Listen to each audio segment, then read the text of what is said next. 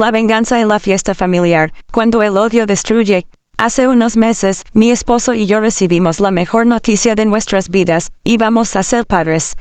Después de varios años de intentos frustrados y enfrentando dificultades que nos habían llevado al borde de la desesperación, finalmente nuestro sueño se hacía realidad. La alegría nos desbordaba, y decidimos compartir la noticia con nuestros seres queridos en una gran fiesta familiar que organizamos con esmero y dedicación. Pero lo que debía ser un día memorable de felicidad se convirtió en una pesadilla, gracias a mi cuñada, Laura. El desprecio de Laura. Desde el día en que empecé a salir con mi esposo, Laura dejó claro que no me aceptaba. Siempre encontraba la forma de humillarme con comentarios pasivo-agresivos, críticas mordaces sobre mi apariencia o insinuaciones sobre mi capacidad para ser una buena esposa. Intenté ganarme su afecto, pero todo fue en vano. Lo que no sabía era que su odio guardaba algo mucho más oscuro. El anuncio y la traición. La fiesta fue un éxito desde el principio. Habíamos decorado el salón con globos, luces cálidas y flores. La atmósfera era de unión familiar. Todos reían, bebían y disfrutaban. Cuando llegó el momento especial, mi esposo y yo pedimos la atención de todos. Con una sonrisa radiante, anunciamos que íbamos a ser padres. La reacción fue eufórica, abrazos, lágrimas de alegría, felicitaciones, excepto Laura. Su rostro se transformó. Lo que al principio parecía sorpresa, pronto se tornó en furia contenida. La humillación pública. Apenas unos minutos después del anuncio, Laura se puso de pie, copa en mano, y con una falsa sonrisa se dirigió a todos. Quiero felicitar a mi querido hermano y a su esposa por este milagro. ¿Quién diría que después de tantos fracasos, finalmente lo lograron? Aunque, claro, siempre nos quedará la duda. ¿Es realmente suyo? La risa nerviosa de algunos se apagó de inmediato. El silencio invadió el ambiente como una nube oscura. Sentí que me faltaba el aire. Mi esposo se levantó de golpe, furioso, pero Laura continuó. Oh, perdón, no quise incomodar, solo que, bueno, he recibido unos mensajes muy interesantes. Sacó su teléfono y mostró a todos unas supuestas conversaciones en las que yo hablaba con otro hombre, insinuando que el bebé no era de mi esposo. La humillación fue devastadora. Las miradas de incredulidad, sorpresa y murmuraciones me hicieron sentir desnuda ante el juicio de todos. El contraataque, pero Laura no contaba con algo, yo conocía bien sus mañas. Había notado comportamientos extraños en los días previos y, siguiendo mi intuición, pedí ayuda a mi mejor amiga, quien es abogada. Investigamos discretamente y descubrimos que Laura había falsificado esas conversaciones e incluso había hackeado mis redes sociales para obtener información personal. En ese momento, mi amiga se levantó, con paso firme, y dijo: «Lamento interrumpir esta farsa, pero tengo algo que mostrar». Con pruebas irrefutables en la mano, reveló ante todos cómo Laura había montado esa trampa para arruinar mi reputación. Capturas de pantalla, registros de IP y declaraciones de peritos informáticos. Cada evidencia era un golpe que destrozaba la versión de Laura. La caída de Laura. Laura palideció, su arrogancia se transformó en miedo. Intentó negarlo, pero la presión de las pruebas y el desprecio en los ojos de su propia madre la acorralaron. Mi suegra, visiblemente avergonzada y llena de rabia, le ordenó que se marchara. Mi esposo, con lágrimas de impotencia y decepción, le gritó: «Eres mi hermana, pero has cruzado un límite. No quiero volver a verte». La noche que comenzó como una celebración terminó con Laura huyendo entre insultos y miradas de repudio. Las consecuencias, pero aquello fue solo el principio. Presentamos una denuncia por difamación y acceso ilegal a mis cuentas. La investigación avanzó rápido, y Laura fue procesada. Pasó varios meses en la cárcel. Su esposo, quien ignoraba esa faceta cínica. Meses después de aquel escándalo que destrozó la vida de Laura, mi esposo y yo pensábamos que todo había quedado atrás. Creíamos que su odio se había extinguido tras las consecuencias que sufrió. Sin embargo, estábamos equivocados. La verdadera pesadilla apenas comenzaba. Una noche, mientras cuidaba a nuestro recién nacido, noté que alguien había intentado ingresar a nuestra casa. La cerradura estaba forzada. Mi corazón se aceleró. Llamé a mi esposo, quien revisó las cámaras de seguridad. Ahí estaba ella, Laura, con una expresión desencajada, merodeaba por nuestra puerta.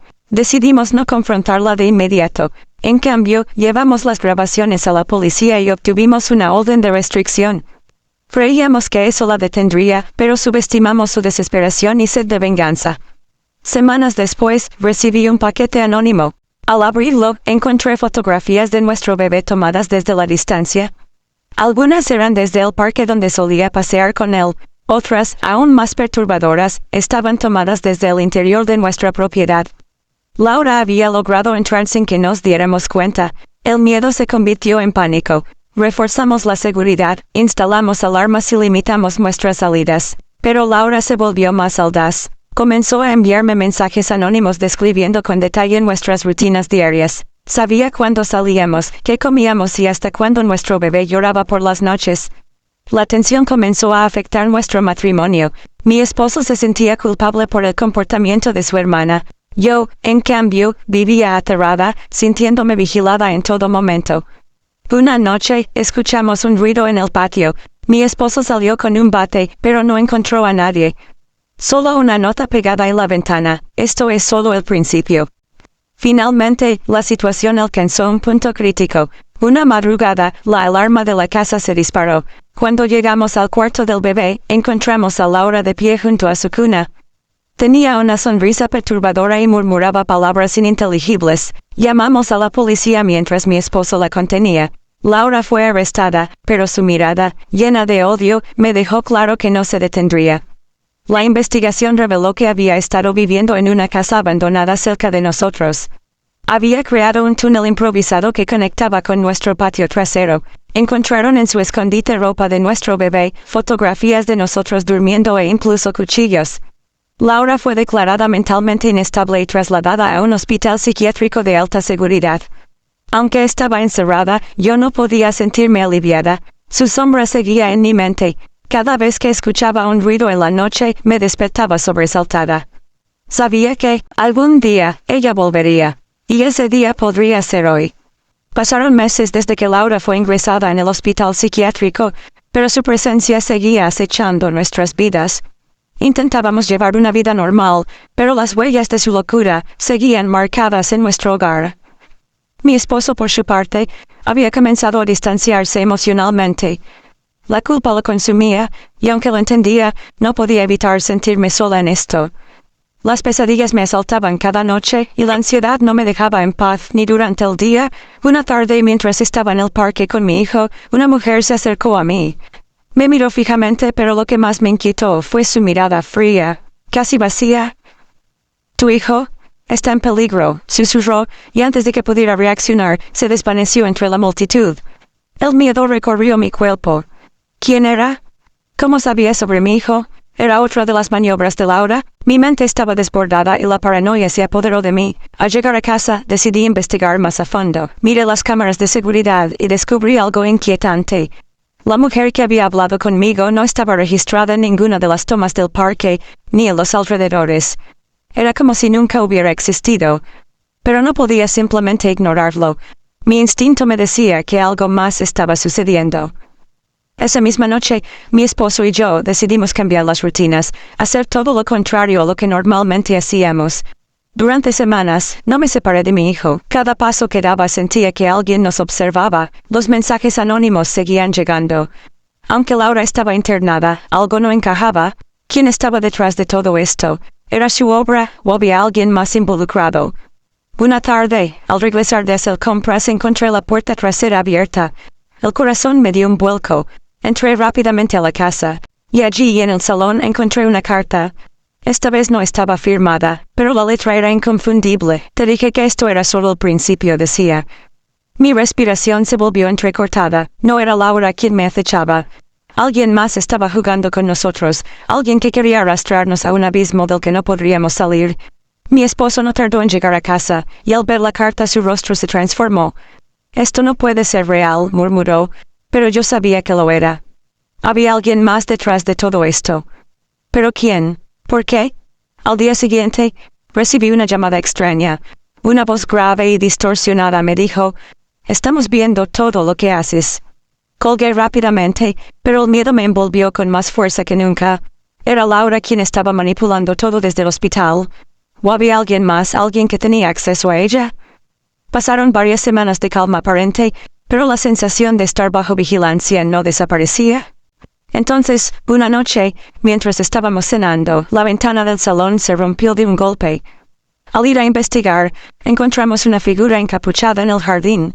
Al intentar detenerla, la figura huyó rápidamente, dejando atrás un rastro de huellas que nos llevó hasta una casa abandonada, no muy lejos de nuestra propiedad. La misma casa en la que Laura había estado viviendo. Con las manos temblorosas, llamamos a la policía y les dimos la dirección. Cuando llegaron, se adentraron en la casa abandonada y descubrieron algo aterrador. Una red de cámaras y monitores con imágenes de nuestra casa, nuestro bebé, y detalles íntimos de nuestras vidas. Laura no estaba sola.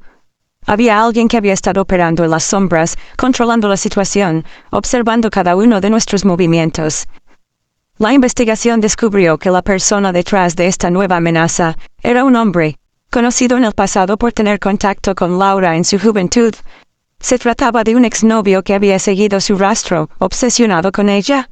Al parecer, después de enterarse de su internamiento, había decidido vengarse, atormentándonos con su locura compartida. La pesadilla parecía haber alcanzado su punto culminante, pero la verdad era aún más oscura. El hombre había logrado escapar antes de ser capturado, y nuestras vidas volvieron a sumirse en un caos del que no sabíamos si podríamos salir. Ahora sabía que Laura no era el único monstruo que acechaba nuestra familia. Y su regreso, el regreso de la verdadera pesadilla, era inevitable. Pero no podía rendirme. No podía dejar que mi hijo creciera en un mundo donde el miedo dominara cada rincón. La batalla por recuperar nuestra paz, por cerrar este capítulo oscuro de nuestras vidas, apenas comenzaba. El tiempo pasó y aunque Laura seguía internada, la amenaza de su regreso nunca desapareció completamente. Las noches eran más largas y los días más oscuros. Cada sonido, cada sombra, se volvía una amenaza. Mi esposo y yo vivíamos con la constante sensación de ser observados, como si estuviéramos atrapados en una pesadilla interminable. Un día, decidí enfrentar mis miedos y visitar la casa abandonada donde se había encontrado la red de cámaras. La policía había asegurado el lugar, pero algo dentro de mí me impulsaba a regresar. Quizás necesitaba respuestas, o tal vez simplemente quería cerrar un capítulo que no lograba entender del todo. Al llegar, el aire se sentía denso. Caminé por el mismo sendero que había recorrido la noche que descubrimos las cámaras. Pero ahora, había algo diferente.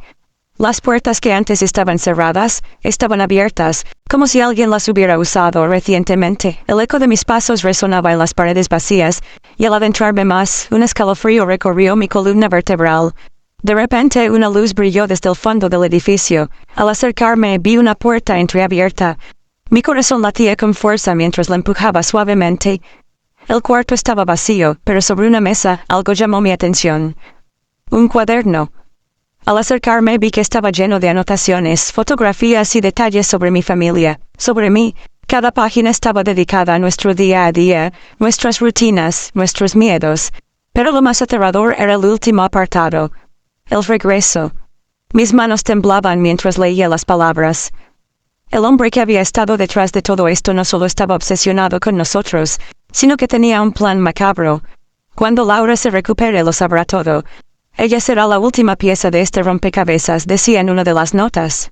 Mi mente no podía procesarlo. ¿Cómo sabía esto? ¿Quién más estaba involucrado en su retorcida venganza? De repente, una risa sorda y desgarrada me heló la sangre. No era un eco, ni mi mente jugando trucos. Era real. Al girar vi una figura en la entrada del cuarto, un hombre alto con la cara cubierta por una máscara. ¿Creías que todo había terminado?, dijo con una voz áspera y burlona. Intenté correr, pero el hombre me alcanzó antes de que pudiera llegar a la salida. Me empujó hacia el suelo, y mientras caía, pude ver con horror que no solo él estaba allí. Al fondo se encontraba Laura, más demacrada que nunca, con una expresión vacía pero llena de odio. Estaba acompañada por otros pacientes del hospital psiquiátrico, que bajo la influencia del hombre se habían convertido en sus marionetas. Te dije que el regreso de Laura no sería el final, solo era el principio, dijo el hombre, mientras Laura se acercaba lentamente. Los otros pacientes, desnudos y desorientados, observaban sin comprender, pero sus ojos brillaban con una intensidad inhumana. Mi miedo se convirtió en desesperación. Mi hijo estaba solo en casa, y todo lo que podía pensar era en él. Con un esfuerzo sobrehumano, me levanté y corrí hacia la salida, sin importar lo que pasara. Pero antes de que pudiera llegar a la puerta, sentí una mano fría y huesuda que me agarró del tobillo. Me giré y vi que Laura estaba detrás de mí. Su mirada vacía pero feroz. «Tu hijo no está a salvo», susurró en mi oído, su aliento helado sobre mi cuello. Nunca lo estuvo. La rabia y el miedo me impulsaron a zafarme, y con un grito de desesperación, logré liberarme. Corrí hacia el exterior, sin mirar atrás. La oscuridad de la noche parecía envolverme, pero el sonido de los pasos tras de mí me hacía sentir que estaba siendo perseguida por algo mucho más grande que Laura, algo mucho más siniestro. Cuando llegué a casa, mi esposo estaba allí esperándome, pero lo que vi en su rostro me heló aún más. Estaba pálido con los ojos desorbitados. «¿Qué pasó?» «¿Dónde está el bebé?», preguntó, su voz quebrada. El pánico me invadió, y al entrar en la casa vi que la cuna estaba vacía. No había rastro de mi hijo, el nido de seguridad que habíamos construido estaba roto. De repente el teléfono sonó. El número era desconocido. Al contestar, una risa sádica resonó al otro lado. «El niño está a salvo, pero no por mucho tiempo. Recuerda, todo es parte del plan», dijo la voz, y colgó. Era el hombre. Y con él, la pesadilla apenas comenzaba. El plan que tenía para destruirnos estaba en pleno desarrollo. Sabía que tenía que hacer algo, pero las piezas del rompecabezas se estaban armando demasiado rápido, y la única pregunta que me quedaba era, ¿quién más estaba involucrado en este juego mortal? No podíamos confiar en nadie. La verdadera guerra por nuestras vidas estaba a punto de comenzar, y las reglas ya no eran claras. La locura de Laura, el hombre detrás de todo esto, y los otros pacientes, todos estaban unidos por un propósito más grande. Pero John bien tenía una misión: recuperar a mi hijo, sin importar lo que tuviera que enfrentar.